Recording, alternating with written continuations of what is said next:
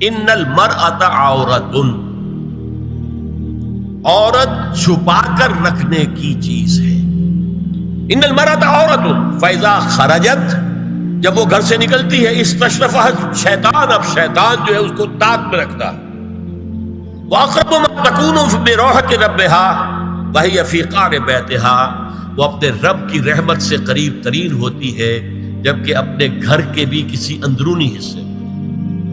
اسی لیے فرمایا مردوں کے لیے مسجد میں نماز افضل 28 گنا، اور عورت کے لیے گھر کی نماز مسجد سے افضل، گھر کے صحن کی مسجد سے افضل، دالان کی صحن سے افضل، کمرے میں اس سے افضل، اور کمرے کی کوئی بغلی کوٹھڑی ہے تو اس میں سب سے افضل.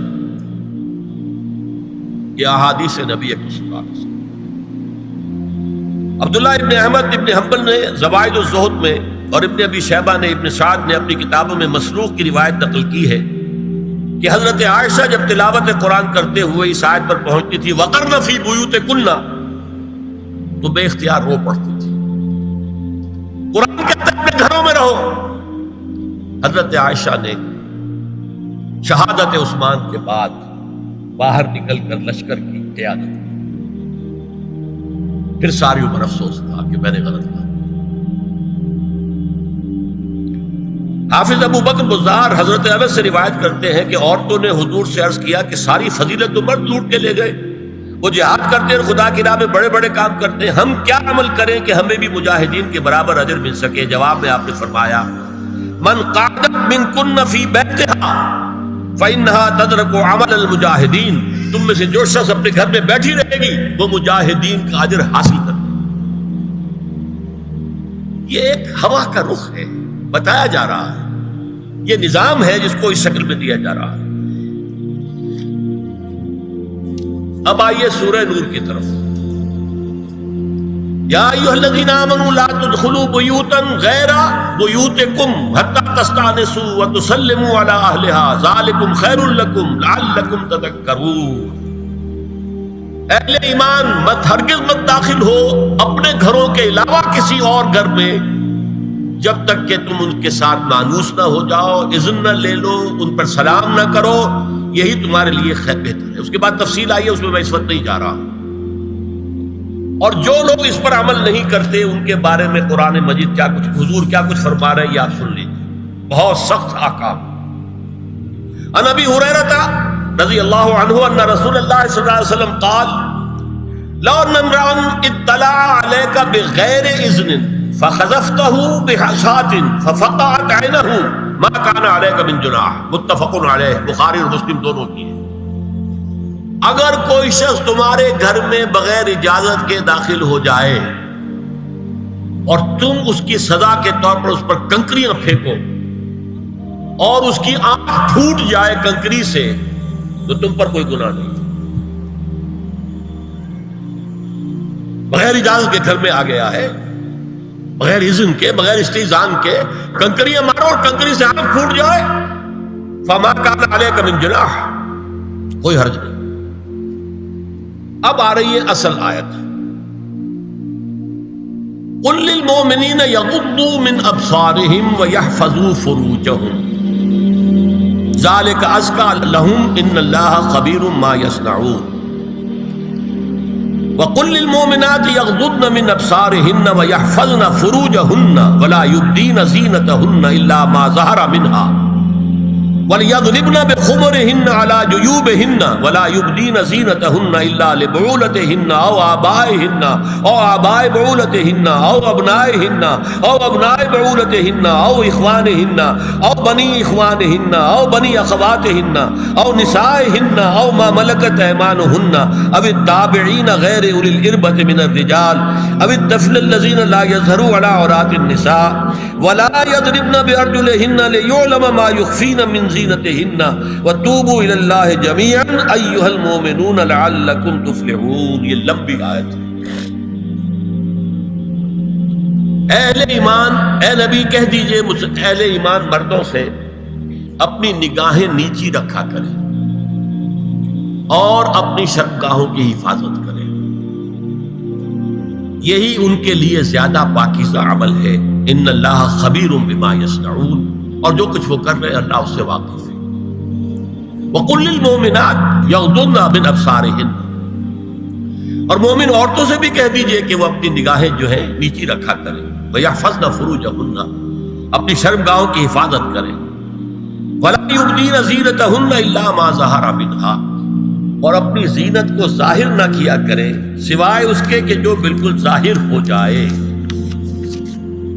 قُلْ لِلْمُؤْمِنِينَ يَغُضُّوا مِنْ أَبْصَارِهِمْ وَيَحْفَظُوا فُرُوجَهُمْ ذَلِكَ أَزْكَىٰ لَهُمْ إِنَّ اللَّهَ خَبِيرٌ بِمَا يَصْنَعُونَ. نوٹ کر لیجئے کہ یہ کہاں ہو رہا ہے؟ گھر میں داخلے کے بعد. گھر میں داخلہ اجازت سے، اور داخلہ ہوگا صرف محرموں کا. گھر کے اندر جو ہے وہ نامحرم تو نہیں آئے گا. یہ میں آگے بیان کر رہا ہوں. وَقُلْ لِلْمُؤْمِنَاتِ يَغْضُضْنَ مِنْ أَبْصَارِهِنَّ وَيَحْفَظْنَ مِنْ فُرُوجِهِنَّ، اور کہہ دیجئے مومن عورتوں سے بھی کہ وہ بھی اپنی نگاہیں جھکا کر رکھیں اور اپنی شرمگاہوں کی حفاظت کریں. وَلَا يُبْدِينَ زِينَتَهُنَّ إِلَّا مَا ظَهَرَ مِنْهَا. محرموں سے پردہ کیا ہے؟ محرموں سے اس کا نام ستر ہے. عورت کا پورا جسم ستر ہے سوائے چہرے کی ٹکیا اور یہ ہاتھ اور یہ پاؤں، بس. کیا مطلب ہے؟ بھائی بھی نہیں دیکھ سکتا بہن کے جسم کا کوئی اور حصہ، باپ بھی نہیں دیکھ سکتا بیٹی کے جسم کا کوئی حصہ. یہ ستر ہے. ستر محرموں سے پردہ ہے. وَلْيَضْرِبْنَ بِخُمُرِهِنَّ عَلَىٰ جُيُوبِهِنَّ، یہ بھی گھر کے اندر کی بات ہو رہی ہے.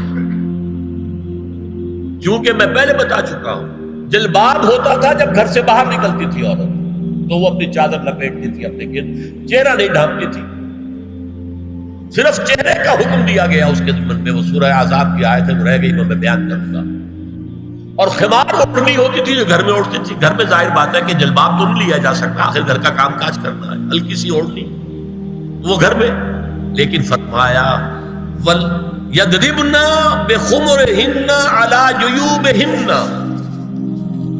اور انہیں چاہیے کہ اپنی اوڑھیوں کے بکل اوڑھنیوں کے اپنے سینوں کے اوپر، گریبانوں کے اوپر بھی مار لیا کریں.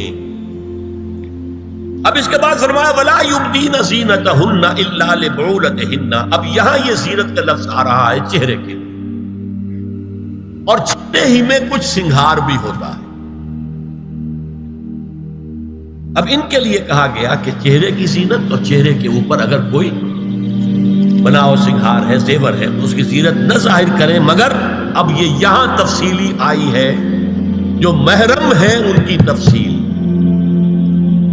تو فرمایا کن کے سامنے ظاہر کر سکتی ہے؟ الا لبعولتہن، سب سے بڑھ کر تو شوہر، او آبائہن، اور یہ آپ نے باپ. اچھا، باپوں میں نوٹ کی نہیں، باپ حقیقی ہو، اخیافی ہو، اللاتی ہو یا رضاعی ہو، یہ چاروں قسم کے باپ اس میں شامل ہیں. جس عورت نے دودھ پلایا تھا اس کا شوہر بھی باپ بن گیا. او آبائے بعولتہن، اپنے شوہروں کے باپ، یا ابنائہن، ان کے اپنے بیٹے. بیٹوں میں بھی آئیں گے چاروں، اللاتی، اخیافی، عینی اور رضاعی. او ابنائے بعولتہن، اور اپنے شوہروں کے بیٹے. ہو سکتا ہے شوہروں کی اور بیویاں بھی ہوں، تو ان کے بیٹے بھی، جو ستیلے بیٹے ہیں وہ بھی محرم، ان سے کسی شکل میں کبھی شادی نہیں ہو سکتی. او اخوانہن، یا ان کے بھائی. او ابنائہن، یا اپنے بیٹے. او ابنائے بعولتہن، یا اپنے شوہروں کے بیٹے. او اخوانہن، یا اپنے بھائی. او بنی اخوانہن، یا اپنے بھائیوں کے بیٹے. او بنی اخواتہن، اپنا بھتیجا. اپنا بھتیجا، شوہر کا بھتیجا نہیں، اپنا بھتیجا محرم ہے. اپنا بھانجا محرم ہے، شوہر کا بھانجا محرم نہیں ہے.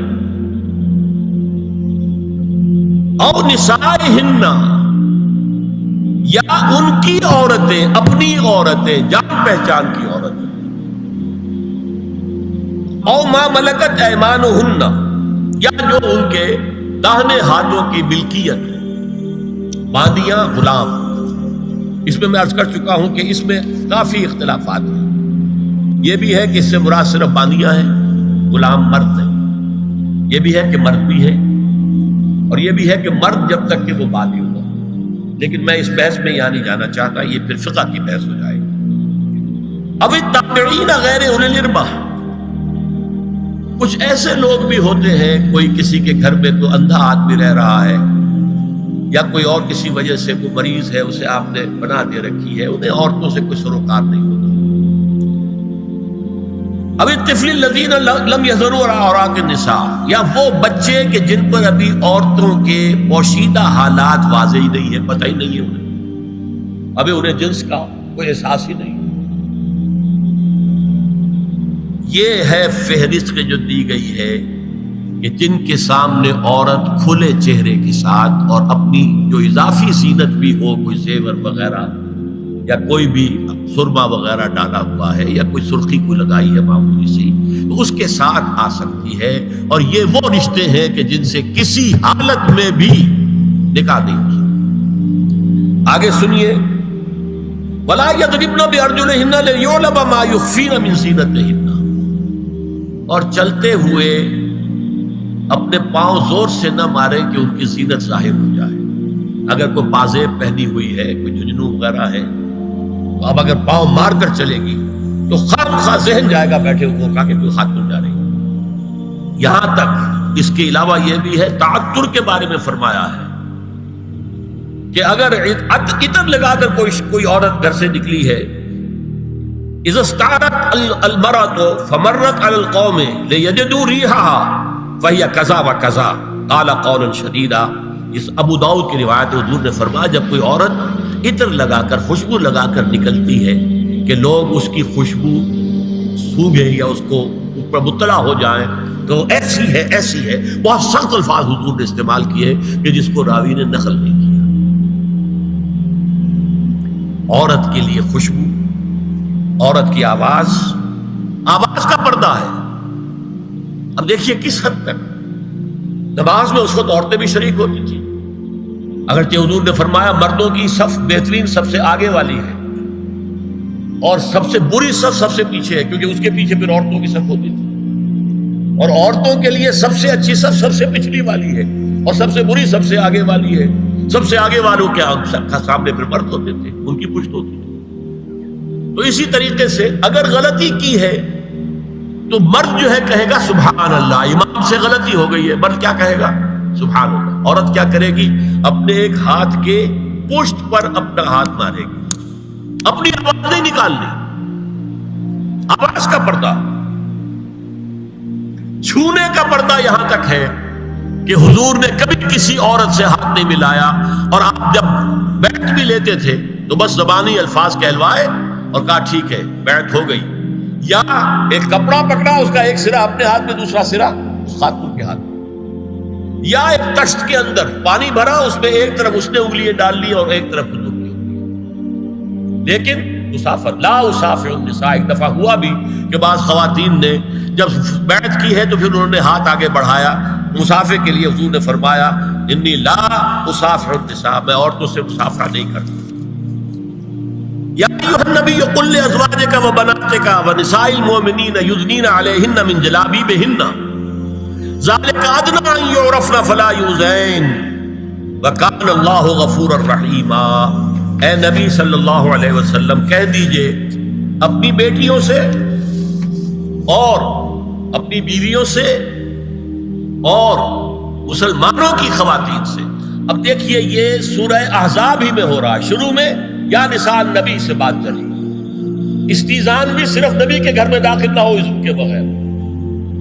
آگے چل کر سورہ احزاب ہی میں عام بھی کر دیا، قل لازواجک وبناتک ونساء المؤمنین، کہہ دیجئے اپنی بیویوں سے اپنی بیٹیوں سے اور اہل ایمان کی خواتین سے، یدنین علیہن من جلابیبہن، کہ وہ اپنے چہروں کے اوپر اپنی جلباب کو لٹکا لیا کریں، چہرہ چھپ جائے. اب اس کی تفسیر میں چاہتا ہوں کہ آپ کو جو مختلف مفسرین نے کی ہے وہ آپ کے سامنے میں رکھوں. حضرت عبداللہ ابن عباس نے اس آیت کی جو وضاحت فرمائی ہے اسے حافظ ابن کثیر نے اپنی تفسیر میں اس طرح نقل کیا ہے. اللہ نے مسلمان عورتوں کو حکم دیا ہے کہ جب وہ کسی کام کے لیے گھروں سے نکلیں تو اپنی چادروں کے پلو اوپر سے ڈال کر اپنا منہ چھپا لیں اور صرف ایک آنکھ کھلی رکھیں. دونوں آنکھیں بھی غلط ہیں. اور سن لیجئے ابن جریر اور ابن منذر کی روایت ہے کہ محمد بن سیرین یہ ایک تابعی ہیں نے حضرت عبیدہ السلمانی یہ صحابی ہیں سے اس آیت کا مطلب پوچھا. انہوں نے جواب میں کچھ کہنے کی بجائے اپنی چادر کو اس طرح اوڑھا کہ پورا سر اور پیشانی اور پورا منہ ڈھانک کر صرف ایک آنکھ کھولی رکھی. اور سنیے ابو بکر بن عبداللہ ابن عربی نے یدنین علیہن من جلابیبہن کا مفہوم ان الفاظ میں بیان کیا ہے تغطى به وجهها حتى لا يظهر منها الا عينها اليسرى. عورت اپنی چادر کو پورے وجود پر ڈھانپ لے اور اس طرح چہرے کو بھی ڈھانپے کہ صرف بائیں آنکھ کھلی رہے. علامہ حمید الدین فراہی کو نظم قرآن کے فہم میں خصوصی مقام حاصل تھا. انہوں نے حجاب کے بارے میں اپنے ایک مکتوب میں ہاتھ اور چہرہ کھلا رکھنے کو جائز قرار دینے کے موقف کے بارے میں لکھا ہے کہ میری رائے میں نظم قرآن پر توجہ نہ کرنے سے یہ غلط فہمی پیدا ہوئی ہے. وہی بات کہ سورہ احزاب میں گھر سے باہر کا پردہ ہے اور سورہ نور میں گھر کے اندر کا پردہ ہے. بہرحال الحق تو احق بان یتبع، حق جو ہے وہ اس کا زیادہ حقدار ہے کہ اس کی پیروی کی جائے. میں اس مسئلے پر مطمئن ہوں اور میرے نزدیک اجنبی سے پورا پردہ کرنا واجب ہے اور قرآن نے یہی حجاب واجب کیا ہے جو شرفاء میں مروج ہے بلکہ اس سے بھی قدر زائد. مولانا فراہی کا یہ مکتوب ماہنامہ حیات نو بلیریا گنج انڈیا کے اکتوبر سن 92 کے شمارے میں شائع ہوا ہے. یہ ہے علماء کی رائے. حضرت ام سلمہ اور حضرت میمونہ نبی صلی اللہ علیہ وسلم کے پاس بیٹھی تھی. اتنے میں حضرت ابن ام مکتوم آ گئے. نبی صلی اللہ علیہ وسلم نے ان دونوں سے فرمایا احتجبا منہ، ان سے پردہ کرو. ازواج نے عرض کیا یا رسول اللہ الیس اعمی لا یبصرنا ولا یعرفنا، حضور کیا یہ اندھے نہیں ہیں؟ یہ نہ ہمیں دیکھ رہے ہیں نہ ہمیں پہچانتے ہیں. فرمایا افعمضایان انتما، کیا تم دونوں بھی اندھی ہو؟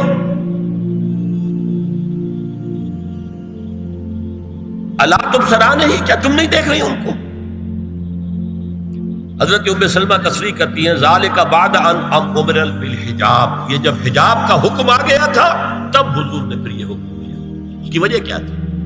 حضرت عبداللہ ابن مکتوم کا گھر میں آنا جانا تھا. تو اگرچہ اندھے ہیں لیکن یہ کہ یہ بار بار کا آنا جانا اس سے فتنے کا ایک دروازہ کھل سکتا ہے. اس دروازے کو بند کر دیا گیا. حضرت عائشہ کے پاس ایک نابینا آیا تو انہوں نے اس سے پردہ کیا. کہا گیا کہ آپ اس سے پردہ کیوں کرتی ہیں، یہ تو آپ کو نہیں دیکھ سکتا. جواب میں حضرت ام المومنین نے فرمایا لیکنی انظر الیہ، میں تو اسے دیکھ رہی ہوں نا.